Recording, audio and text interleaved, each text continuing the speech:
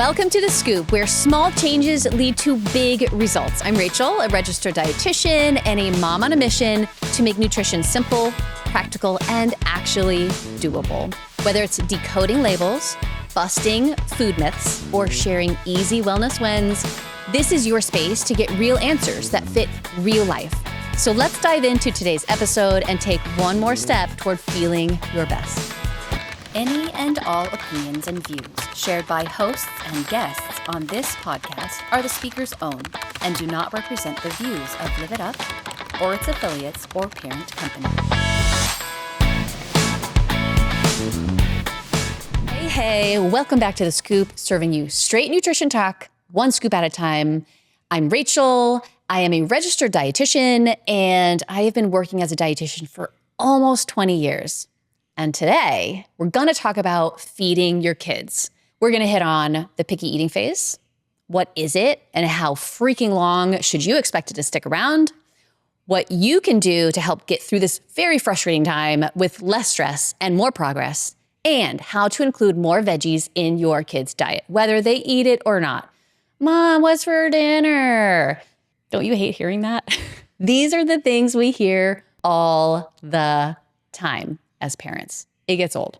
But part of being a parent is helping your kids build a healthy relationship with food, including adventurous taste buds and a healthy respect for vegetables. The first thing to know is that kids naturally start to go through their picky phase around 2 years old.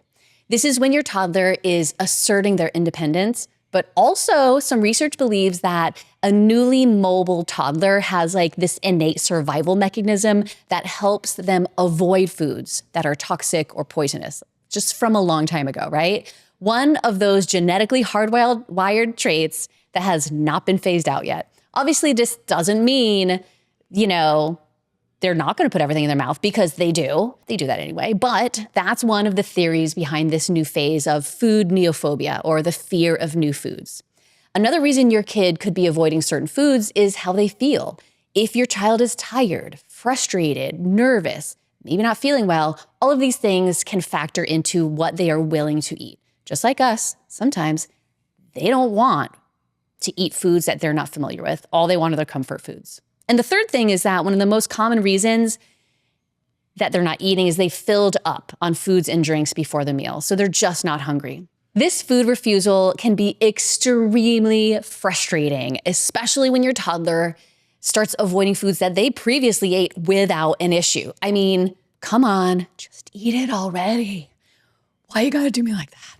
The good news is that most kids grow out of this incredibly exacerbating phase when they're between 5 and 8 years old. What's that you say? You have to wait another 2 to 6 years? Yeah, you do. Here are 5 specific things that you can do starting right now and continue doing them every day on repeat that can help build a more adventurous eater. Let's get into it. Number 1, repeat, repeat, repeat. I cannot stress this enough. It can take more than 10 exposures and even up to 20 before a child begins to accept a new food. Now, notice I said exposure. The first step in getting your little one to eat a new food is just putting it on their plate. They have to start to accept how it looks and how it smells, just accept it being on their plate. Then you can work up to having them poke it with their fork or ask them to talk about it. What does it look like? Ask them what it feels like. Is it firm? Is it soft? See if they'll sniff it. Then one day, see if they'll take a nibble or a no thank you bite. One day your kid is going to surprise you, and all of a sudden, you'll see them eat it on their own without even suggesting that they take a bite. It'll make you feel so effing proud. But for some kids, it takes work to get to that point. I remember with my son, my oldest son, I would put kale on his plate all the time, right? I saute it in some olive oil, salt and pepper. Sometimes I put Parmesan cheese on it, which he also hates. But I would put it on his plate every time. And then one day I looked over and he had finished it. This was after years of putting it on his plate. And I was like, dang, it took a long time. But it happened. So you just have to have patience. The other thing to think about is to offer foods in a different way. I want you to try it with sauce, try them grilled, try them cut differently. Try them with some cheese, try it crispy, try it mashed, add herbs and spices. Changing how you offer the food could be enough incentive for your child to try it. Number 2, what's for dinner is what's for dinner. You make one meal, you're not a short order cook. Honestly, being a short order cook will make life absolutely miserable, so I do not recommend it. The only caveat here is that you have to have at least 1 or 2 things in that meal that you know that they're gonna eat, even if it's just the rice, even if it's just a side of bread. And everything that is being offered needs to be on their plate. Again, it's about seeing it and being comfortable with it. Plus, when you pair a new food with an accepted food or a disliked food with an accepted food, studies show that kids are more likely to be adventurous and try that new food. Okay, number 3, get your kids in the kitchen. Studies actually show that kids are more likely to taste a new food when they're helping prepare it or if they've been playing with it, and more likely to try a food that they helped prepare and put together for that meal. Kids as young as even 18 months can begin helping out in the kitchen, stirring, measuring, pouring, washing, or ripping up vegetables and herbs. As kids get older, teach them the skills they need in the kitchen. Get kids safe knives. Let your child help cut the veggies. Teach them how to open a can with a can opener. Teach them how to make easy stuff like scrambled eggs. And when they're ready, teach them how to follow a recipe. Guys, I've seen some TikToks recently where these kids are like making a recipe and they're like, get the one out that is 1/8 TSP, because they don't know what that means. So we have to do better in the kitchen. These skills are so important. I know it takes more time to have your kid involved, like so much more time. And then it can really suck when they're in the way, like it does. But set aside a little extra time, maybe one day every week or 2, to get them in the kitchen helping out. Put on their favorite music.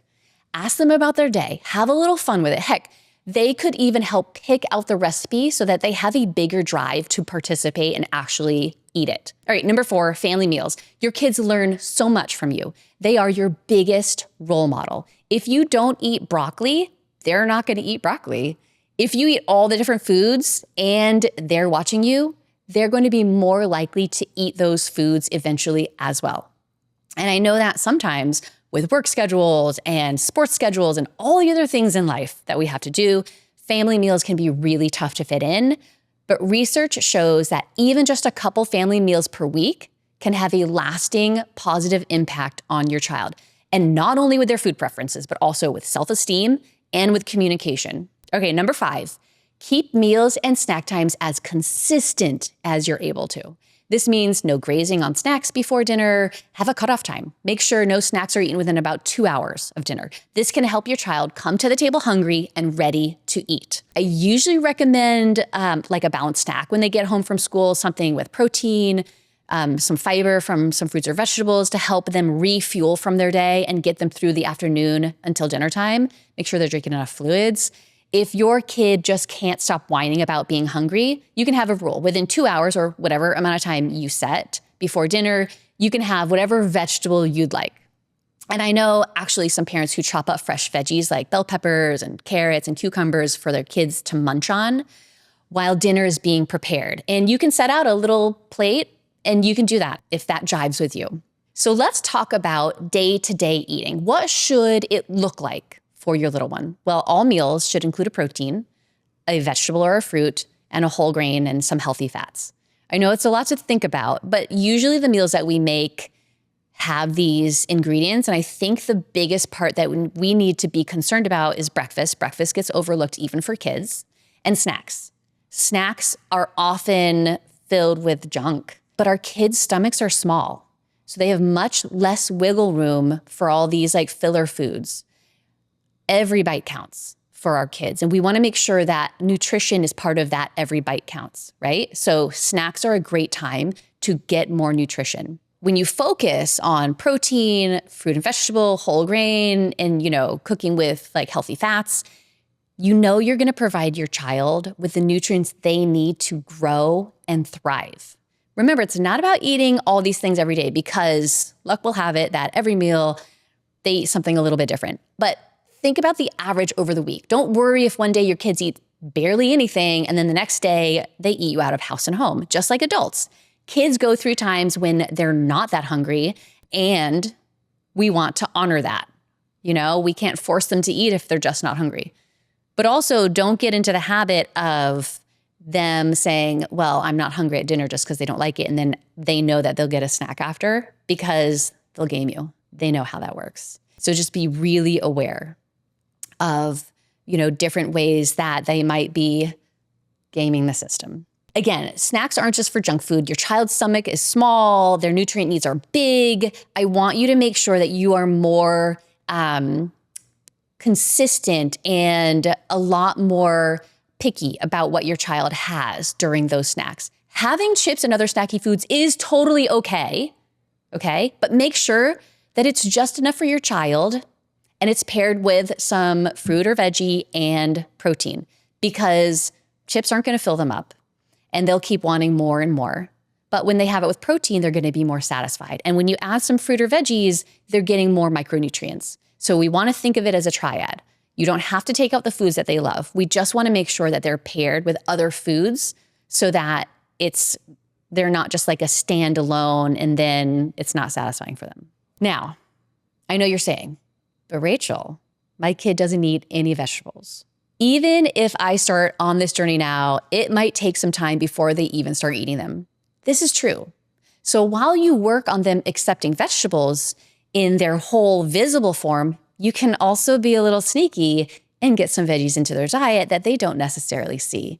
It's okay to do as long as they are also learning to love the vegetables that they see, all right? Or learning to accept them if they're not gonna love them, because they might not, and that's okay. Here are a couple tips on adding veggies to your little one's diet without them noticing. So you can shred zucchini into pasta sauce. We actually do this every week. Actually, my husband makes a huge batch of pasta sauce, shreds about 3 to 4 zucchinis into it, probably accounting to like 1 zucchini per 4 servings or something like that. To help prevent the sauce from getting too watery, we cook it down a little bit first and then add it to the sauce. 2, you can add baby spinach or baby kale to a smoothie. Baby spinach especially has a pretty neutral flavor when it's raw. So adding some to a smoothie goes pretty unnoticed. Make sure that the smoothie has some sort of protein too, maybe from Greek yogurt, and some berries for extra antioxidants and nutrition. You can also add some avocado or some nut butter for smoothness and healthy fats. Add small chopped up veggies to soups. Listen, I chop those veggies super small so that they're harder to avoid, because if you leave them in big, they'll just work around them. But you can even blend them up so that they go unnoticed. 4, if you make baked goods, this is a great way to add some veggies. Canned pumpkin, mashed sweet potato, shredded carrots or zucchini, avocado. These are great things to add to baked goods. Number 5, you could add finely chopped vegetables to different foods that your child might like macaroni and cheese, meatloaf, or meatballs, those little egg cup casseroles. You really could get so creative by adding more to these foods. Number 6, mix in some finely chopped vegetables or even riced cauliflower into taco meat. And you know what? This won't be just healthy for your kiddos. It's gonna be a great way to enhance your meals as well. So it's a lot of information. Before I sign off, I wanna talk a little bit about the division of responsibility, which is a strategy that was developed by Ellen Satter, who is a nutritionist and a family therapist. It's short for DOR.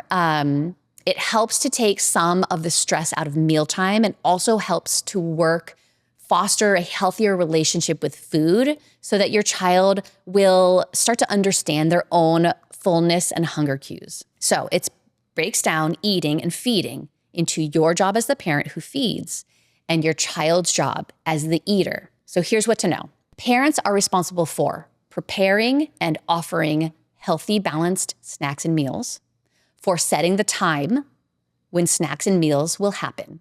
Your child's job is to decide how much to eat of those foods that you provide and whether or not they're even gonna eat. Now, this helps take the stress out of meals by knowing that you have fulfilled your part by providing healthy foods and role modeling eating it while your child listens to their body to decide how much they want to eat of that food. And they might decide they're not going to eat something on their plate. And us as adults, I recommend that you be okay with that, because the more we force it, the more they might start to despise it. And the more they might start to think about mealtimes as not enjoyable and not something that they want to sit down with you with. Now, this is different from how many of us grew up. I don't know about you, but I was part of the Clean Plate Club, made to sit at the table until I finished everything off my plate. Telling a kid, that they have to finish all their plate makes them learn that it's not their body they should listen to, but rather their eyes. This is where most people forget their natural, innate ability to listen to their hunger and fullness cues and then eat more than what they need. When we foster the ability for a child to listen to their body and stop when they're full, it will be easier for them to eat what their body needs. Now, this gets sticky for a lot of situations. For example, if you're moving from a finish everything on your plate mentality to a just eat what your body tells you to, it may take some time to relearn the body's signals and to actually listen to them. Or maybe your child thinks that if they don't eat something at the dinner table, that they're going to eat a snack after. And this is another situation that needs particular strategies. So if you have questions or issues, it's always important to reach out to a dietitian who works with families and children to help move the family safely and positively through to a healthy family dynamic around food. Because as adults, we bring our food issues to the table. We don't want to pass those on to our kids. Okay, that is a lot of information, but if you want to set some micro habits, here's the first thing that you can start to do. First, always put a vegetable on your child's plate, even if they refuse to eat it. Calmly say, vegetables are so important for our body, and you don't have to eat it right now, but it's there for you for when you're ready, or something like that. That's it. That's how you start. And yeah, it might mean that you're now eating more vegetables yourself, because if you don't make them for yourself, if you only make it for your kid, then, and you're not eating it, why would they? So start with stuff you both like. Then maybe you both experiment together on a new vegetable, make it a family taste test or something fun like that. Here's what I do. At each dinner, I offer 2 different vegetables. One that I know they'll eat, one that they have already accepted, and one that is new or disliked. And they often just gag at the disliked one. Literally, one of my sons will do that. But I know that someday, just like with broccoli and kale and asparagus and Brussels sprouts, maybe, just maybe, they will start to eat it and I'll sit there absolutely flabbergasted. Good luck on this journey. Remember, it is for the long haul. Commit and don't take it personal when they don't eat something. It's not about you, it's about them. No shame, no blame. Just offer the food, reach out with questions, let me know how things go. It's time to feed your kids some healthy food.